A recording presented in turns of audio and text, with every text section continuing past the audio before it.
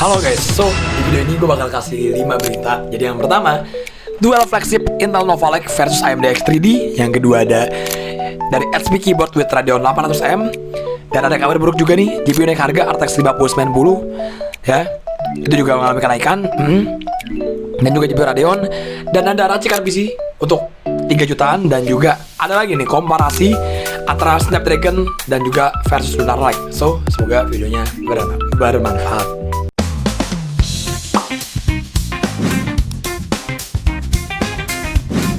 Kalau selama ini gamer selalu ambil X3D ya, karena L3 cache-nya yang terlalu besar. Nah, kabar barunya Intel telah menyiapkan suatu amunisi terbaru nih yang bernama sistemnya BLLC ya, atau singkatan dari Plus Level Kits ya, yang berbeda dengan cara AMD yang menumpuk di atas 3D-nya nih.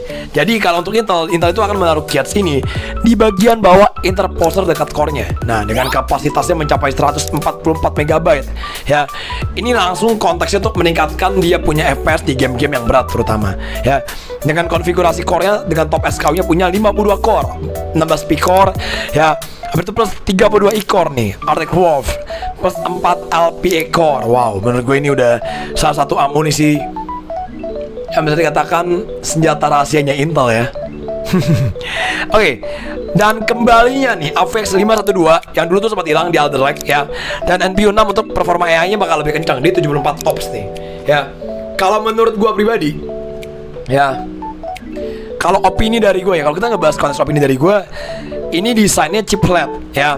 Ini biasanya kalau kayak gini gue takutnya nih muncul masalah antar core-nya menurut gue ya. Gue harap sih dengan ada BLLC besar yang ada di bawahnya, ini gue berharap semoga Intel ini bisa meminimalisir dia punya hambatan datanya sih. So, kalau menurut kalian gimana? Apakah kalian menunggu Intel Nova Lake atau kalian bakal ambil AMD yang seri X3D? Di CES 2026 kali ini gue nemu hal yang menarik, yaitu adalah HP EliteBoard G1 Up ya. Menurut gue ini salah satu keyboard yang menarik ya. Kenapa menarik tuh? Karena seluruh komponen PC-nya itu ada di dalam keyboardnya ya. Gue udah baca-baca dia udah support Windows 11. Habis itu udah ukuran dia punya dimensinya tuh 17 mm, beratnya tuh cuma 750 gram. Udah ada speaker stereo, ada 2 mikrofon internal, sudah ada AMD Ryzen AI 300 series. Ya, habis itu punya performa AI lebih dari 50 tops. Wow, ini menurut gue udah wow banget. Pakai Radeon 800M series. RAM-nya juga slow dim dan udah pakai M.2 NVMe. Sistem pendinginannya gue udah lihat dia pakai satu fan, oke, ya. Dengan intake bawah dan exhaust di belakang supaya nggak overheat. Oke, pakai kipas aktif dengan intake di bawah dan exhaust 32 Wh, tahan bisa sekitar 3,5 jam. Oke, support USB-C 6 watt. Ya, ada pakai baterai juga teman-teman ya. Ada USB 4 dan USB 3.2 Gen 2, oke. Support power delivery juga. Sudah dapat Wi-Fi 7 dan Bluetooth 6.0 dan mulai rilis di bulan Maret 2026. Nah, kalau untuk harga tuh masih dirahasiain sih. So, menurut kalian gimana?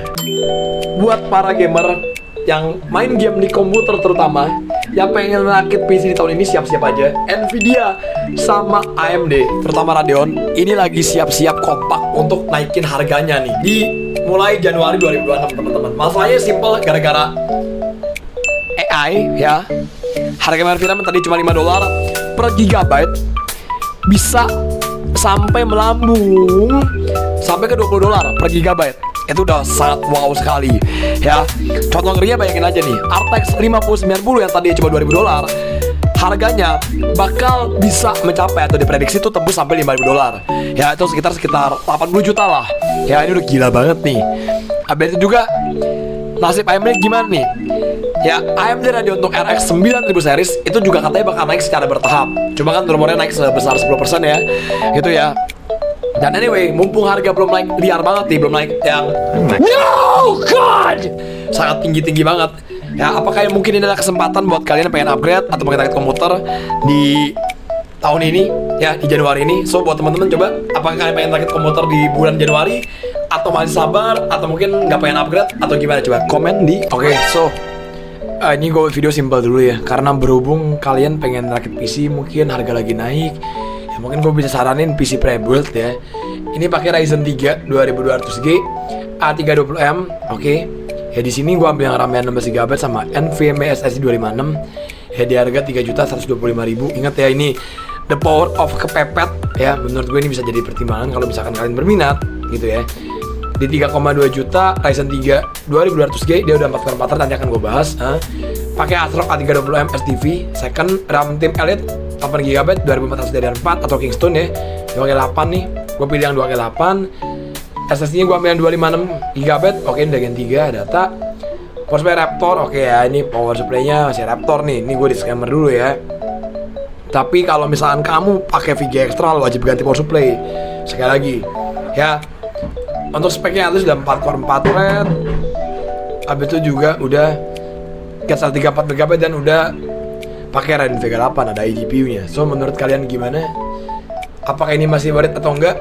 Di budget 3.125.000, NVMe 256GB, RAM 16GB, udah pakai Ryzen 3 2200G ya, RAM-nya 16GB, dan paling enggak kalau menurut gue sih kalau buat main game tipis-tipis, editing tipis-tipis masih bisa sih. Cuma sedikit info, kalau pengen upgrade GPU-nya wajib upgrade power supply-nya. So semoga videonya bermanfaat. Kali ini gue lagi baca website ya dari laptopoutlet.co.uk ya. Ini ada penjelasan nih, ada perbandingan Snapdragon versus Intel Lunar Lake, the future of surface performance. Dan ini gue udah ambil poin-poinnya dan inti-intinya dari perbedaan kedua laptop Surface ini ya. Kalau untuk Snapdragon, dari yang gue baca-baca poin-poinnya ya, baterainya bisa tahan sampai 20 jam. So laptopnya juga dingin. Habis itu kata instant on. Oke, jadi kalau kamu buka laptopnya langsung nyala tuh, cepet tuh. Kalau Lunar Lake dari yang gua tangkap di sini ya, atau Core Ultra 200V ya, secara kompatibilitasnya nih semua aplikasi atau aplikasi lama tuh bisa berjalan nih. Jadi untuk semua aplikasi lama ataupun aplikasi-aplikasi terbaru. Grafisnya nih dia pakai chip grafis Xe2 ya. Menurut gue ini kalau buat edit video berat, buat main game ringan ya, gue rasa ini juga Intel bakal lebih unggul. Dan RAM-nya juga sudah terintegrasi nih, jadi dia menyatu sama chipnya yang bikin performanya tuh gue rasa bakal lebih stabil ya. Kalau gue lihat, kalau head to head ya, kalau kita cek secara performance-nya, baterainya Snapdragon lebih unggul. Kalau untuk menjalankan aplikasi, gue rasa untuk native, gue rasa Intel Lunar Lake bakal lebih oke ya.